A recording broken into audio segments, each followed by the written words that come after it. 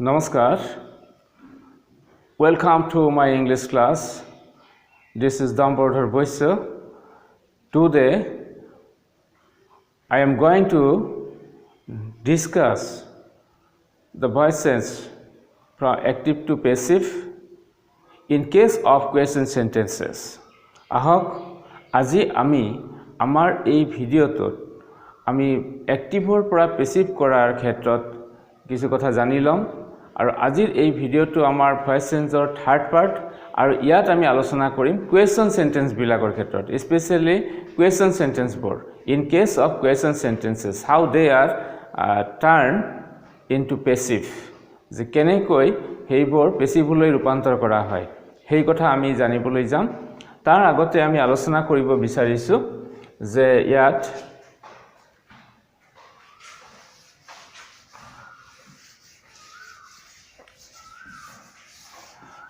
to active to passive question sentences মানে আমাৰ question sentenceৰ ক্ষেত্ৰত আমি question sentence দুই ধৰণৰ আমি পাম number 1 yes no question yes no questions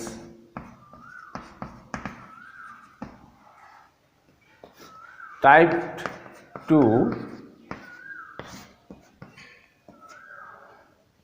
WH questions ছাত্ৰছাত্ৰী সকলে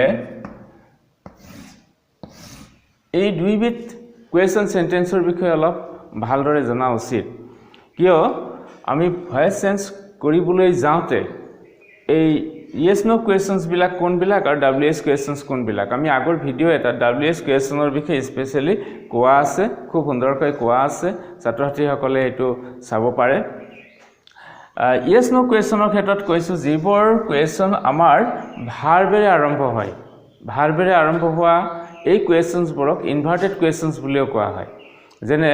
do you play cricket do you write a story ঠিক তেনেকুৱা কই যে এই ধৰণে যদি কওঁ আমি যে have you done the work তুমি কামটো কৰিছানে has he received the letter তে চিঠিখন পাইছেনে ঠিক এনেকৈ যিবিলাক আমি ভাৰ্বেৰে আৰম্ভ কৰো যে are you reading a book তুমি এখন কিতাপ পঢ়ি আছানে ঠিক এই ধৰণৰ যিবিলাক সেন্টেন্স আমি পাম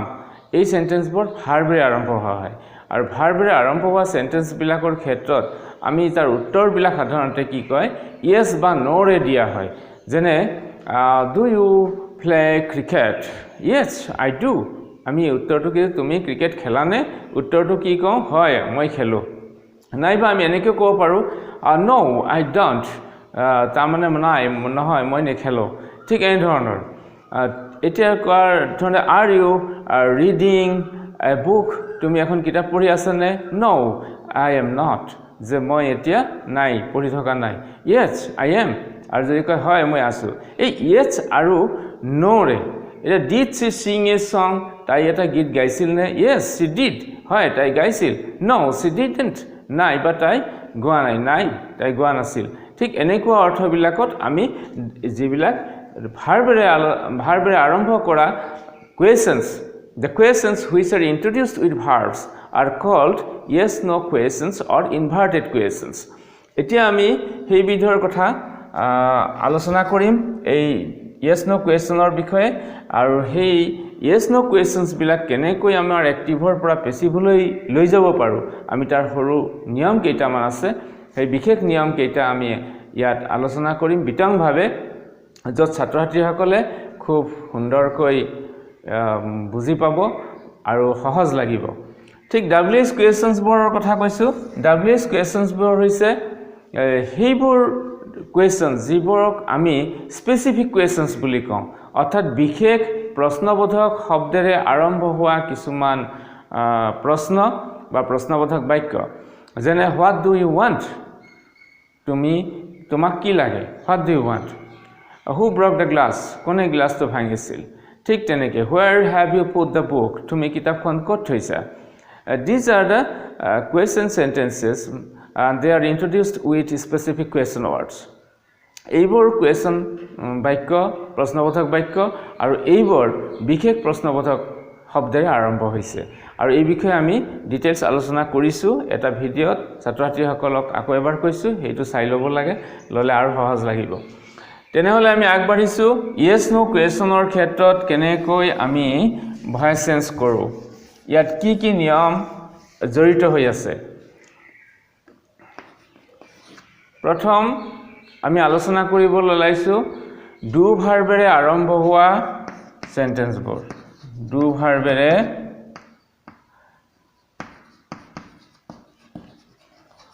আৰম্ভ হোৱা প্ৰশ্নবোধক বাক্য এই ডু ভাৰ্ব বুলি কোৱাৰ লগে লগে আমাৰ ডু ডাজ ডিড এই তিনিওটা জড়িত হৈ থাকিব ইয়াত আমি কেইটামান বাক্য লওঁ এক্টিভত do you play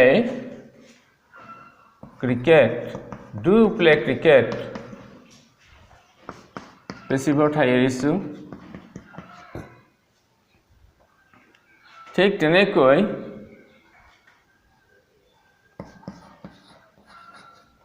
does he sing a song he eta git gaine পেছিভৰ জাগা এৰিছো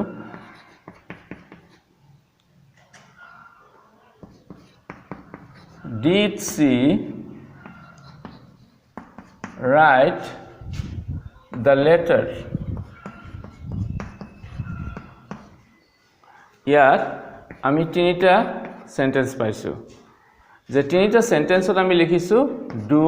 ডাজ ডিড এই তিনিটা সেন্টেন্সৰে আমাৰ কি কৰা হৈছে যে ইয়াত এই তিনিটা সেন্টেন্সৰ ক্ষেত্ৰত আমি ডু ডাজ ডিড এই তিনিটা অক্সিলাৰি ভাৰ্ব ডু ভাৰ্বেৰে আমি এই বাক্যবোৰ আৰম্ভ কৰিছো ছাত্ৰ-ছাত্ৰীসকল আমি এটা কথা গম পাওঁ ডু ডাজ ডিড ইয়াৰ পিছত যিখিনি অংশ আছে অলপ মন কৰি চাওঁচোন কি দেখা পাওঁ আমি দেখা পাম ইয়াত এটা মূল ভাৰ্ব আছে আৰু এই বাক্যটো এই বাক্যৰ এই অংশখিনিক আমি এছাৰ্টিভ ৰূপত দেখিবলৈ পাওঁ এটো আছে in the form of assertive sentence কিন্তু ইয়াত মূল ভাৰ্বৰ বাহিৰে আন কোনো বেলেগ ভাৰ্ব নথকা কাৰণে আমি কি কৰিছো ইয়াত অতিৰিক্ত ডু ভাৰ্বৰ সহায় লৈ বাক্যটোক প্ৰশ্নবোধক ৰূপ দিছো ঠিক তেনেকৈ হি ইয়াত ডাজ আহিছে যদি হি সিংস এ সং ইয়াত এছ থাকিলেহেঁতেন আৰু যদি আমাৰ এছাৰ্টিভ ফৰ্ম হ'লহেঁতেন কিন্তু হি সিংস এ সং কিন্তু ডাজ লিখাৰ কাৰণে আমি হি সিং এ সং যি হওক এইখিনি এটা আমাৰ এছাৰ্টিভ ফৰ্মত আছে ইয়াত সিং ভাৰ্বৰ বাহিৰে বেলেগ নাই কাৰণে ইয়াত আমাৰ কি কৰিছো আমি ডাজ লিখিছো ঠিক একেধৰণে এইটো ডিড তাৰ মানে এইটো পাষ্ট টেন্সত আছে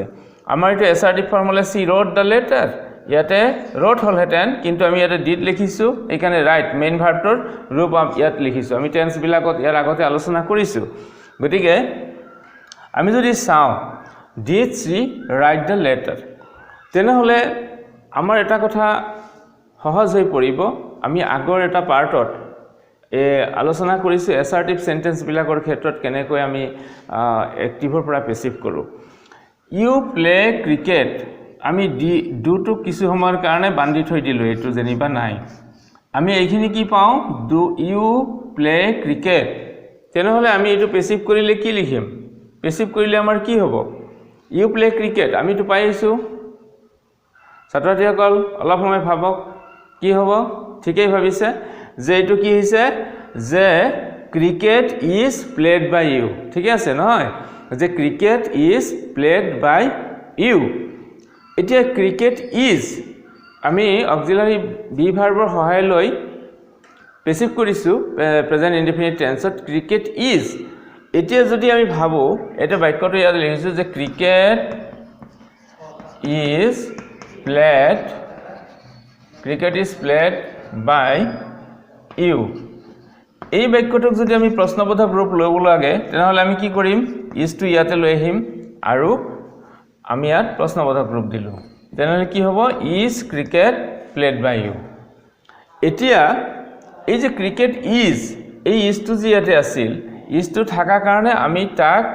সাবজেক্টৰ আগত বহুৱাই প্ৰশ্নবোধক ৰূপ দিলো কিন্তু ইউ প্লে ক্ৰিকেট এই বাক্যটোত আমি প্লে ইউ ক্ৰিকেট ক'ব নোৱাৰো সেই কাৰণে এই বাক্যটোত আমাৰ ডু ভাৰ্বৰ সহায় লাগিছে কিন্তু আগৰ এই পেসিভ ফৰ্মটো লিখাৰ লগে লগে ইয়াত ইজটো আমাৰ সহায়কাৰী ভাৰ্ব আহি যায় আৰু সহায়কাৰী ভাৰ্বটোক যদি আমি সাবজেক্টৰ আগত বহাই দিও তেনেহলে কোৱেশ্যনৰ ৰূপ লয় গতিকে তেনে ক্ষেত্ৰত আমাক ডু ভাৰ্বৰ সহায় নালাগে গতিকে আমাৰ কি কৰা হয় যে ইয়াত এই ডু ভাৰ্বেৰে আৰম্ভ হোৱা বাক্যবোৰৰ ক্ষেত্ৰত আমি যেতিয়া পেসিভ বাক্যবোৰ লিখিম তেতিয়া কিন্তু আমাক ডুৰ সহায় নালাগে কিয় নালাগে আমি গম পালোনে এই কাৰণে নালাগে যে পেসিভ ৰূপটো লিখিবলৈ যাওঁতে আমি সহায়কাৰী বি ভাৰ্বৰ সহায় লওঁ আৰু তাৰ সহায়ত আমি বাক্যটো পেসিভ কৰোঁ যেতিয়া কোৱেশ্যনৰ ৰূপ দিম তেতিয়া সেই বি ভাৰ্বটোক সাবজেক্টৰ আগত বহুৱাই দিয়াৰ লগে লগে ই এটা প্ৰশ্নবোধক ৰূপ পাই যায় আৰু সেই কাৰণে তাত আমাৰ ডু ভাৰ্বৰ আৰু দৰকাৰ নহয় ঠিক আছে গতিকে আমি এটা কথা গম পালো এইখিনিৰ পৰা যে ডু ভাৰ্বেৰে আৰম্ভ হোৱা বাক্যৰ ক্ষেত্ৰত পেসিভ কৰতে পেসিভ সেন্টেন্সত ডু ব্যৱহাৰ কৰা নহয় তাত কি ব্যৱহাৰ কৰা হয় ইয়াত এটো আমাৰ পেসিভ কৰিম যে ইজ ক্ৰিকেট ক্ৰিকেটটো থাৰ্ড পাৰসন সিঙ্গুলাৰ নাম্বাৰ আমাৰ আগৰ ভিডিও চালে গম পাব যে ইজ ক্ৰিকেট প্লেড বাকি নিয়ম আগৰ নিচিনা হৈ থাকিব ইজ ক্ৰিকেট প্লেড আগৰ নিচিনা মানে আমি আগত উল্লেখ কৰি অহা এক্টিভৰ পৰা পেসিভ কৰা যিবোৰ নিয়ম এসাৰ্টিভ সেন্টেন্সত উল্লেখ কৰি আহিছো সেই নিয়মবোৰ ইয়াতো প্ৰযোজ্য হ'ব এটা is cricket played by you very interesting তেনেহলে আমি এটা কি পালো ইজ পালো ডু টু ইয়াত নালাগিল ঠিক তেনেকে does he Singh a song তেনেহলে আমি ইয়াতে যদি ভাবো কি লিখিম আমি ইয়াতে এ সং আছে আমি যদি হি সিংস এ সং তেনেহলে কি হ'ব a song is sung by him a song is আমি ইয়াতে যদি ইজ টু দিও যে is a song sung by him ইয়াতো আমাৰ ইজ আহিল আকৌ ডিড আছে ডিড থাকিলে কি হল did she write the letter আমি যদি মনতে ভাবি লওঁ সি রোট দ্য লেটার তেনেহলে কি হ'ব the letter was written by her the letter was গতিকে ওয়াজটো যদি আমি আগত লৈ আহো তেনেহলে কি হ'ব was the letter written by her তেনেহলে ছাত্ৰছাত্ৰীসকল আমি এটা কথা গম পালো ডু ভাৰ্বেৰে আৰম্ভ হোৱা এই কুৱেশ্যন সেন্টেন্সবোৰ আমি যেতিয়া এক্টিভৰ পৰা পেসিভ কৰিছো পেসিভ কুৱেশ্যনত কিন্তু আমি ডু লিখা নাই ইয়াত আমি লিখিছো টেন্স অনুসৰি আৰু সাবজেক্টৰ নাম্বাৰ বা পাৰসন অনুসৰি আমাৰ ইয়াত ইজ বা এতে কি হৈছে ওয়াজ এইবিলাক ব্যৱহাৰ হৈছে তেনেহলে এটা আমাৰ সৰু নিয়ম আমি ইয়াত উল্লেখ কৰিব পাৰো হেইটো হৈছে কি যে ডু ভাৰ্বেৰে আৰম্ভ হোৱা এক্টিভ সেন্টেন্সবোৰ এক্টিভ কুৱেশ্যনবোৰৰ ক্ষেত্ৰত যেতিয়া আমি পেসিভ কৰিম তেতিয়া ডুৰ ঠাইত আমাৰ এই যে am is are was were হেইবিলাকেৰে ব্যৱহাৰ কৰা হয় তেনেহলে আমি কেইটামান উদাহৰণ লওঁ আৰু সেই উদাহৰণত আমি আলোচনা কৰো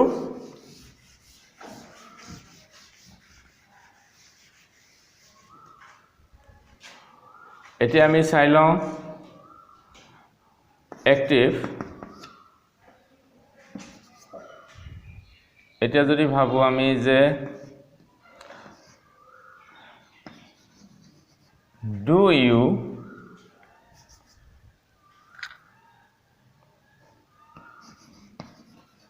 do you buy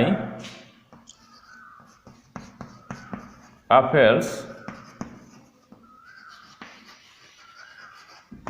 every day তুমি প্ৰতিদিনে আপেল কিনানে ইয়াত apples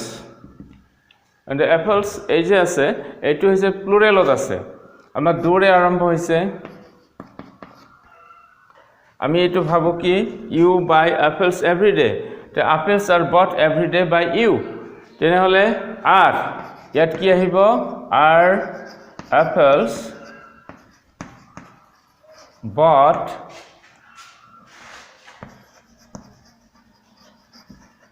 every day by you. আমি বহু সময়ত by agentটো পেসিভ সেন্টেন্সত পিছফালে থাকে কেতিয়াবা কেতিয়াবা তাক দৰকাৰ নহয় উল্লেখ কৰাৰ কিন্তু কেতিয়াবা আমি উল্লেখ কৰো যেটো উল্লেখ যেতিয়া আমি কৰিব লাগে ইয়াক সদায় যেটো by agent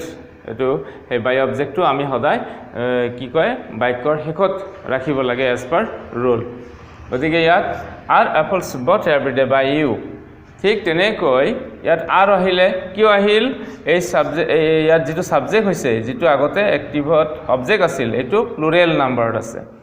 ঠিক তেনেকৈ আমি যদি ভাবো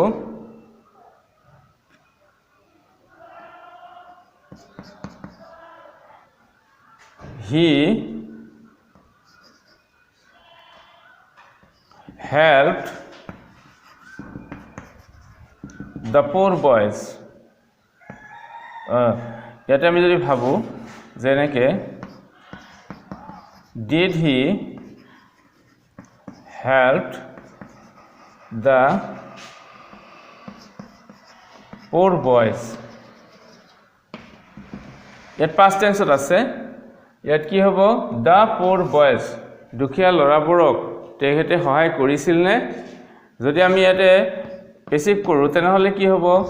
he helped the poor boys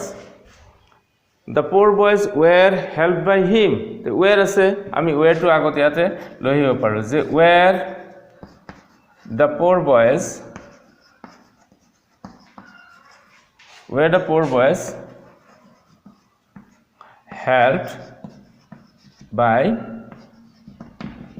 him তেনেহলে আমি are আৰু were এইটোও পালো অৰ্থাৎ ডু ভাৰ্বেৰে আৰম্ভ হোৱা ডু মানে ডু ভাৰ্বটোৰ কথা কোৱাৰ লগে লগে আমি আকৌ এবাৰ কৈ দিছো যে ডু ডাজ ডিড এইবিলাকেৰে আৰম্ভ হোৱা এক্টিভ কুৱেশ্যনছ বোৰৰ ক্ষেত্ৰত আমি যেতিয়া পেসিভ কৰিম তেতিয়া আমি ডু ভাৰ্ব ব্যৱহাৰ নকৰো আমি ব্যৱহাৰ কৰিম কেৱল তাত am is are was were যেটো আমাৰ ইয়াত খাপ খাব according to tense আৰু সাবজেক্টৰ নাম্বাৰ পাৰসন অনুসৰি এইবিলাক আমাৰ যেটো খাপ খাব আমি হেতু ব্যৱহাৰ কৰিম তেনে ছাত্ৰছাত্ৰীসকল আমাৰ ডু ভাৰ্বেৰে আৰম্ভ হোৱা বাক্যবোৰৰ ক্ষেত্ৰত কেনে ধৰণে আমি এক্টিভৰ পৰা পেসিভ কৰিব পাৰিছো বা কৰিছো হেতু নিশ্চয় গম পালা এতিয়া আহিছো আন কিছুমান মানে কোৱেশ্চন সেন্টেন্স যিবোৰ কিহেৰে আৰম্ভ হৈছে বি ভাৰ্বেৰে আৰম্ভ হৈছে বি ভাৰ্ব বুলি কোৱাৰ লগে লগে এম ইজ আৰ বি ভাৰ্বেৰে আৰম্ভ হোৱা বাক্য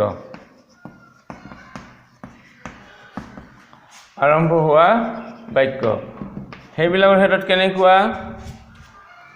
আমাৰ যিবিলাক কন্টিনিউয়াস টেন্স থাকে এক্টিভত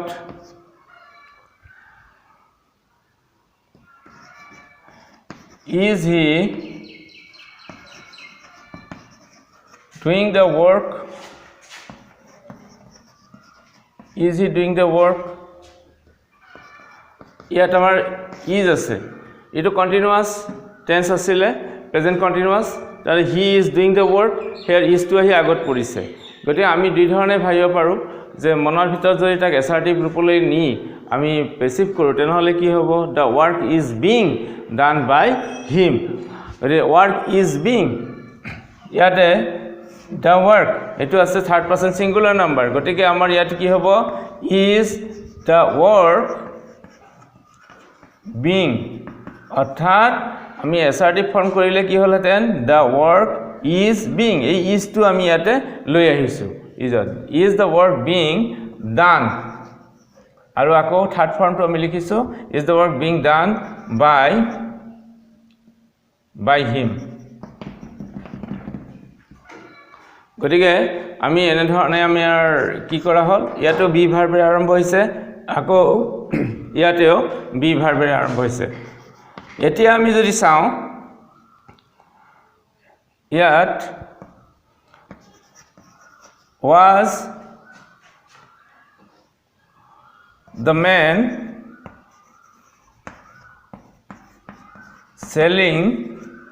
was the man selling mangoes মানুহজনে আম বিক্ৰী কৰি আছিল নে was the man selling mangoes the manor কাৰণে ইয়াতে was আছে কিন্তু mangoes এইটো আকৌ প্লুৰেলত আছে তানে mangoes were being sold by the man mangoes were hey were to যদি আমি আগত লৈ আহো ই লগে লগে কি হৈ যাব এটা কোৱেশ্চন হ'ব এটা were mangoes being sold by the man তে আমি এটা কথা গম পালো যে be verb am is are বা was were এইবোৰেৰে আৰম্ভ হোৱা এক্টিভ কোৱেশ্চনছ বৰক যেতিয়া আমি পেসিভলি ৰূপান্তৰ কৰো তেতিয়া আমাৰ এই বি ভাৰ্বটো বি ভাৰ্বে থাকে অৰ্থাৎ ইয়াত am is are এইবোৰৰ মাজৰ পৰা আহে কোনো বেলেগ ভাৰ্ব ইয়াত নাহে কিন্তু এটা পাৰ্থক্য আমি জানিব লাগিব ইয়াত was আছে ইয়াত were হৈছে ইয়াত was কিয় নহল ইয়াতে is আছে ইয়াতে is হৈছে ইয়াতে was আছে ইয়াতে was কিয় নহল কোনো কোনো ছাত্ৰছাত্ৰীৰ মনত সেই ভাৱটো আকৌ এবাৰ আহি যাব পাৰে তে আমি কেনেকৈ এইটো বুজি পাম একেবাৰে সহজ কথা ইয়াত is টো আছিল he is ইয়াত সাবজেক্ট টো he থাকাৰ কাৰণে ইয়াত is টো আছিল আমি আগত দিছো আকৌ তাৰ অবজেক্ট টো আছিল the work হেতু সিঙ্গুলাৰ সেই কাৰণে প্ৰেজেন্ট কন্টিনিউয়াস টেন্সত the work is being the word third person singular number কাৰণে ইয়াতো আমি is হৈছে দ্বিতীয় বাক্যত আমাৰ কি হৈছে the man এটা singular subject to singular number third person singular number past tense আছে was the man এনেকৈ হৈছে কিন্তু তাৰ যেটো অবজেক্ট আছিল এই অবজেক্টটো প্লুৰেল আৰু প্লুৰেল থাকাৰ কাৰণে কি হৈছে mangoes ইয়াত mangoesৰ লগত সদায় কি হলহেতেন past tenseত were present tenseত are হলহেতেন mangoes were being hey were টোক আমি আগত আনি বহাই দি কোৱেশ্চন কৰিছো আৰু সেই কাৰণে পেসিভ কোৱেশ্চনটো তাত ইয়াত was নহয় were হৈছে আৰু সেই were টো হৈছে এয়াৰ যেটো সাবজেক্ট আগত যেটো অবজেক্ট আছিল সেই অবজেক্টৰ নাম্বাৰ পাৰসন অনুসৰি ইয়াত এটো হৈছে গতিকে ছাত্ৰছাত্ৰীসকল নিশ্চয় সহজে এটো বুজি পাইছে যে আমি বি ভাৰ্বেৰে আৰম্ভ হোৱা এনে ধৰণৰ বাক্যৰ ক্ষেত্ৰত বি ভাৰ্বতেই ই আবদ্ধ হৈ থাকে কোনো বেলেগ ভাৰ্বৰ সহায় নালাগে এক্টিভৰ পৰা পেসিভ কৰতে বা কোৱেশ্চন সেন্টেন্স বৰ ক্ষেত্ৰত এবাৰ আমি যাওঁ হ্যাভ ভাৰ্বৰ ক্ষেত্ৰত যদি হ্যাভ ভাৰ্ব থাকা হয় হ্যাভ ভাৰ্বেৰে আৰম্ভ হোৱা বাক্যৰ ক্ষেত্ৰত বা বাক্য এক্টিভত পাৰফেক্ট টেন্সতে আমাৰ হ্যাভ হয় have you done the work have you done the work তেনেহলে আমি পেসিভত কি লিখিম যে you have done the work the work has been done তেনেহলে কি হ'ব হ্যাজ ইয়াত আহিব has the work been done by you ইয়াতো মন কৰা এটা কথা ইয়াত হ্যাভ আছে ইয়াত হ্যাজ হৈছে ইয়াত ইউ সাবজেক্ট ইউ থাকাৰ কাৰণে ইউৰ লগত হ্যাভ হয় you have done the work এই হ্যাভ টো আগত আহি কোৱেশ্চন হৈছে কিন্তু ইয়াৰ যেটো অবজেক্ট মানে ইয়াৰ আগৰ যেটো অবজেক্ট আছিল অবজেক্ট সাবজেক্ট হল এই সাবজেক্ট হোৱা আগৰ অবজেক্টটো ইয়াৰ number person third person singular number সেই কাৰণে ইয়াৰ লগত কি হৈছে হ্যাজ হৈছে এটো প্লুৰেল হলে হ্যাভ হলহেতেন it present perfect tense the work has been done by you এই has to আহি কি হৈছে ইয়াৰ পৰা আহি আগত বহিছে ঠিক তেনেকৈ যদি past tenseত থাকে had he received the money এই পইচাখিনি পাইছিল নে ইয়াত past tense আছে past tenseত past perfect tense had he had received the money গটিকে আমি এটো পাম যে had the money been received by him ইয়াত আমাৰ had to had আছে তেনেহলে ছাত্ৰছাত্ৰীসকল আমি এই কথাখিনি গম পালো যদি এক্টিভ কোৱেশ্চনছ তো বা এক্টিভ কোৱেশ্চন বিলাক আমাৰ কি কৰা হয় হ্যাভ ভাৰ্বেৰে আৰম্ভ হোৱা হয় তেনেহলে পেসিভ কোৱেশ্চন বিলাকো হ্যাভ ভাৰ্বেৰে আৰম্ভ হয় এইবাৰ আহিছো আন এক ধৰণৰ সেন্টেন্সলৈ এইটো হৈছে কোনো মডেল অক্সিলাৰীৰে যদি আৰম্ভ হয় যে যিবিলাক মডেল অক্সিলাৰী ভাৰ্বেৰে আৰম্ভ হোৱা বাক্য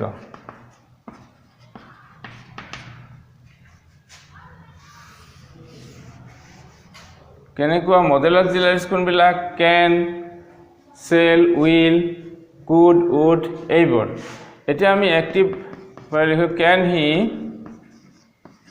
do it একেবাৰে ইজি তেনেহলে পেসিভ কৰোতেও তাৰমানে he can do it it can be done by him গতে can টো আগতে থাকিব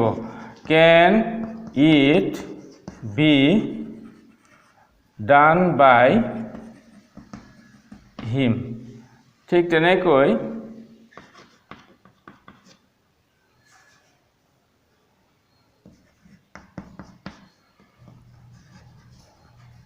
will you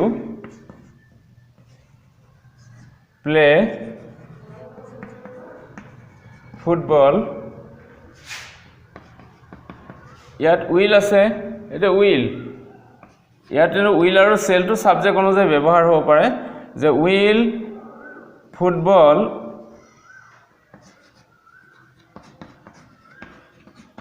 be আগৰ নিয়ম অনুসাৰে will football be played by you এনেকৈ আমাৰ অক্সিলাৰী যদি থাকে তেনেকৈ আমি লিখিব পাৰো যেনে ইয়াত আমি can দিছো can he do it আমি যদি কম must লিখো must he do it তাহলে must it be হৈ যাব must it be গতিকে ঠিক তেনে ধৰণৰ গতিকে এই এনে ধৰণে আমি বাক্যবোৰ কি কৰিব পাৰো যে মডেল অক্সিলাৰীজ যদি থাকে বা shall should can could will would এইবোৰেৰে আৰম্ভ হোৱা সেন্টেন্স হলে অ্যাক্টিভ কোৱেশ্চনছ বোৰ যদি সেইবোৰেৰে আৰম্ভ হয় তেনেহলে পেসিভ কৰোতে আমি সেই মডেল অক্সিলাৰীজ বিলাককে ব্যৱহাৰ কৰো কেৱল পেসিভ বাক্য যেটো সাবজেক্ট হয় যেটো আগতে অ্যাক্টিভৰ অবজেক্ট আছিল হেইটো নাম্বাৰ পাৰসনটো আমি সদায় মনত ৰাখিব লাগিব যেটো আমি প্ৰথম অৱস্থাত আগৰ পাৰ্ট 1 ভয়েস চেঞ্জৰ পাৰ্ট 1 যেটো ভিডিও আমাৰ আছে তাত আমাৰ হেতু কথা আমি জানিব লাগিব যে ইয়াত খুব দৰকাৰী কথা এটো তে এতিয়া আমি আহিছো আন এটা টাইপ যিখিনি কথা আমি ইয়াত পালো এটো হৈছে আমাৰ yes no questions বিলাকৰ ক্ষেত্ৰত yes no questionsৰ ক্ষেত্ৰত বা ইনভাৰ্টেড questionsৰ ক্ষেত্ৰত আমি এইটো পাওঁ আৰু পাৰ্ট 2 টাইপ যেটো আছিল ws questionৰ ক্ষেত্ৰত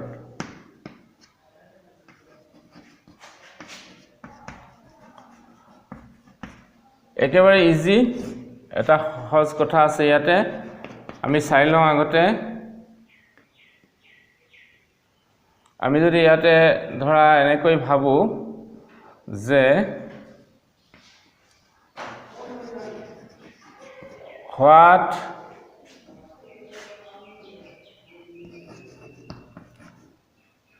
did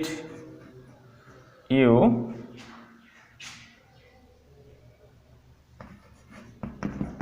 give him what did you give him তুমি তাক কি দিছিলা যে what did you give him তুমি তাক কি দিছিলা যে ইয়াত আমি এই বাক্যটো যেতিয়া চাওঁ ৰিসিভ কৰোতে what was given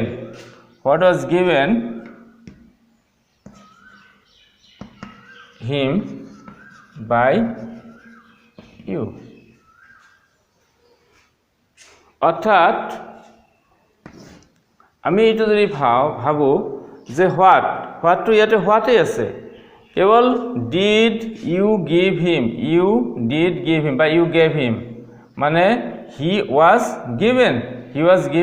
by you but was he given by you এটাটো did থাকিলে আমাক এটা did না লাগে but you gave him এটো you gave him মানে he was given by you array was টো ইয়াত আহিলে আৰু এক্টিভ বাক্য যেটো প্ৰশ্নবোধক শব্দ থাকিব হেতু পেসিভ বাক্যটো সেই একেই প্ৰশ্নবোধক শব্দতৰে আমি আৰম্ভ কৰিব লাগে ঠিক তেনেকৈ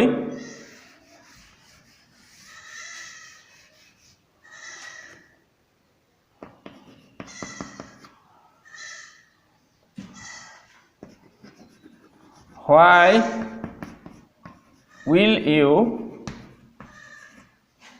buy it তুমি এটো কিয় কিনিবা বা কেলে কিনিবা যে এটো তুমি কিয় কিনিবা এতে আমাৰ কি আছে এটো why will you buy it you will buy it it will be bought by you গতে why will it be bought by you গতিকে আমি দেখা পাইছো যে ইয়াত যেটো প্ৰশ্নবোধক শব্দ থাকিব হে একেই প্ৰশ্নবোধক শব্দটো আমাৰ পেসিভ সেন্টেন্সটো লিখিব লাগিব কেতিয়াবা আমাৰ এনেকুৱা হয় যে এটো এক্টিভত what do you want তোমাক কি লাগে তেতিয়া আমাৰ কি হয় what টো আমাৰ অবজেক্টৰ দৰে হৈ থাকে ইয়াত সাবজেক্টৰ জায়গা আছে যদি এটো এটা অবজেক্ট you want what তেনেকুৱা গতিকে ইয়াত কি হয় পেসিভ কৰতে what is wanted by you what is wanted by you এটো তেনেকৈ লিখিব লাগে ঠিক তেনেকৈ এক্টিভ আৰু চাব লাগে যে who broke the glass who broke the glass এই who টো আমি যেতিয়া পেসিভ কৰিম তেতিয়া কি হয় কোনে এটো গ্লাসটো ভাঙিছিল এই who টো আমাৰ অবজেক্টিভ ৰূপত যেতিয়া লিখিম তেতিয়া whom হ'ব by whom আমি লিখিব লাগিব by whom was the glass broken by whom was the glass broken এইহিতে ছাত্ৰছাত্ৰী সকলক এটা কথা মই কওঁ যেটো আমাৰ পৰীক্ষাত লাগে কেতিয়াবা এনেকৈ আহে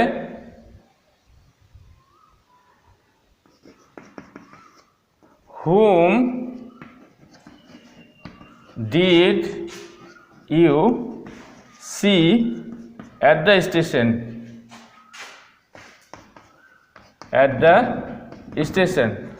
তুমি স্টেশনৰ কাক দেখিছিলা এই বাক্যটো এনেকৈ আহিল পৰীক্ষাত আহিলে আমি কি লিখিব লাগিব এই যে whom তুমি কাক দেখিছিলা এটো ইনটু অবজেক্টৰ দৰে হৈ আছে অবজেক্ট তেতিয়া কোনজন ব্যক্তি দেখা পোৱা গৈছিল তোমাৰ দ্বাৰা তেতিয়া কি হৈছে ইয়াতে whom আছে কিন্তু আমি ইয়াতে who লিখিব লাগিব who was seen at the station by you এটা ইম্পৰ্টেন্ট সেন্টেন্স our student বিলাকৰ কাৰণে ক্লাস 10 ৰ যে ইয়াত কি কৰা whom did you see at the station who was seen at the station by you যে হোক আমাৰ কোৱেশ্চন যিবিলাক ওয়াৰ্ড আছে WH কোৱেশ্চন ওয়াৰ্ড আছে এই WH কোৱেশ্চন ওয়াৰ্ডেৰে আৰম্ভ হোৱা প্ৰশ্নবোধক বাক্যবোৰক যেতিয়া আমি পেসিভলৈ ৰূপান্তৰ কৰো তেতিয়া পেসিভ সেন্টেন্সটো আৰম্ভ কৰতে সেই আগৰ যেটো WH কোৱেশ্চন ওয়াৰ্ড থাকে হেইটোৰে আৰম্ভ কৰিব লাগে তেনেহলে ছাত্ৰছাত্ৰীসকল আজি আমি আমাৰ এই ভিডিওটোত আলোচনা কৰিলো যে কোৱেশ্চন সেন্টেন্স বোৰৰ ক্ষেত্ৰত এক্টিভৰ পৰা পেসিভ আমি কেনেকৈ কৰো আৰু